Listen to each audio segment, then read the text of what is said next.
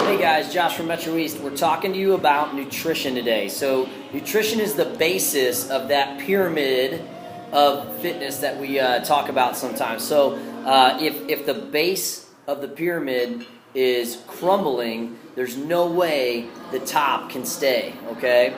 So we want to talk about just a couple of things today. Number one, how much should you be eating? So we're going to give you a couple of easy tips on how to do this by yourself. You don't need a coach with you. Now, granted, these are basic tips. This isn't specific to your individual needs. If you're needing that, guys, we're not dietitians. I don't pretend to be.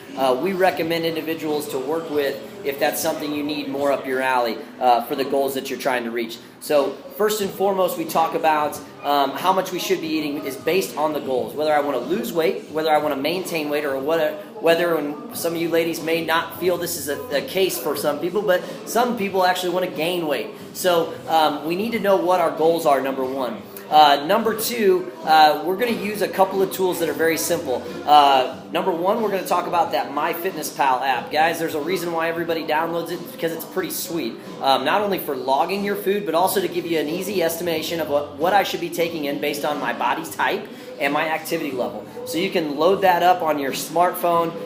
Jump on myfitnesspal.com if you want more information on that. But that's an easy way to put in your age, your weight, and your activity level to give you a starting ability to know, or a starting amount to know what I should be taking in. Most of us are not taking in enough calories, therefore our body can't do what we want it to do on a regular basis.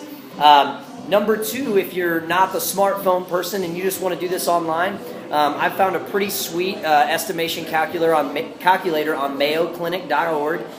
Mayo Clinic's pretty smart in what they do in the health world, so I believe that they're a credible source for this stuff. But if you jump on Mayo Clinic, you can also do the same thing. You can put in your age, your weight, your height, and also activity level, and they give you estimations. It says right on there, if you're pregnant or nursing, this may not be accurate for you. And also if you're an elite, high-level athlete that's very active, this may not be fully accurate for you. So if you're someone that's on the specificity needs, you may need to talk with a professional about this. But those are a couple of ways to give you estimations to know, am I even close to what I should be taking in?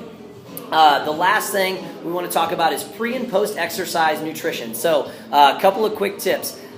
Number one, on pre-exercise. So we want to steer clear of fats right before exercise. Fats are going to take a little bit longer to break down in the body. So the longer they take to break down, the less you can utilize other energy in your body for exercise. So we want to steer clear of the fats immediately before exercise, because they're going to take away from blood flow and processes for exercise, because they're going to be breaking down in the stomach.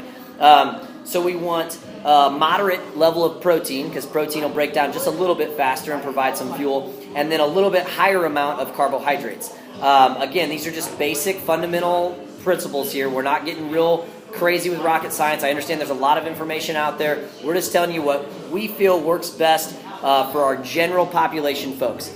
So when we're talking about little to no fat, so we want to stay away from our peanut butter, our nuts, our oils, and our seeds and things like that. Our moderate protein intake, it could be a couple ounces of meat. You could do a couple ounces of cheese possibly. You could also do your intake of jerky, something like that, or maybe a half a scoop of protein of your go-to protein shake.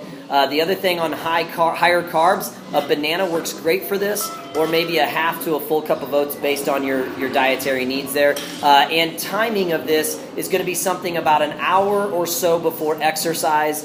If you're within that 30-minute window, maybe you just opt for the fruit rather than the protein. And everybody varies a little differently like that. Some of us can eat a full meal and go and exercise and not feel the effects of that. Some of us can't hardly eat anything. Our AM exercisers, you guys, it may just be a quick piece of fruit prior to coming in, or while you're on your way into the gym, with a half a scoop of protein in your shaker. That's sometimes the best thing to do with it. It gives you a little bit of fuel before you start your exercise program, especially if you're working out at 5 a.m. or 5:30 in the morning. Post-exercise, we want to get about 20 grams of protein, okay? but we can't just have protein. Our body can't absorb that protein as effectively if we don't couple that with some carbohydrates. Again, we're going to steer clear a little bit of the fats because it's going to slow down the digestive process, and we want to try to fuel the body quickly. It doesn't mean we're going to stay away from fats long term, just immediately post-exercise. So within 30 minutes, we want to try to get about 20 grams of protein. That's a great thing to do a shake with. If you just do a whey isolate shake, something that's going to break down quickly in the body, and then a carb source to help that absorption. So that can be done with a supplemented dextrose powder. Our friends at Supplement Superstores have a product called Ignition, which is basically a sugary carb to help that process of recovery post-workout. Or we can do that with some more fruit. I personally like pineapple. If I do about a half a cup to a full cup of pineapple, that also helps with the absorption process in the protein. So again, a couple of tips on pre-post nutrition, and remember, the base of the pyramid is nutrition. We cannot reach our full potential of our results if we're not getting the base in, okay? So we'll fire some more information at you. Post any questions you have to the comments. If there's anything additional that you want answered on the pre or post nutrition stuff, let us know. Thanks a lot, guys. Again, this is Josh from CrossFit Metro East. Like us on Facebook, share it with a friend. Have a great one.